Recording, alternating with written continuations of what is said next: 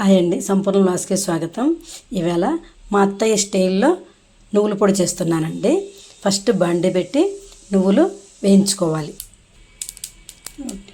చిటపట సౌండ్స్ వస్తున్నాయండి, బాగా వేగిపోయాయి. ఒక ప్లేట్లోకి తీసేసుకోవాలి.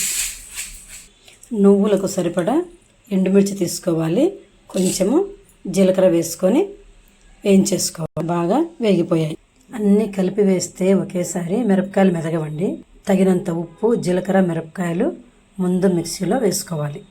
మెత్తగా మెదిగిపోయింది. ఇప్పుడు నువ్వులు వేసి మిక్సీ పట్టేయాలి. మరీ మెత్తగా వేయకూడదండి, కొంచెము బరకగా వేసుకోవాలి, అప్పుడు టేస్ట్ బాగుంటుంది.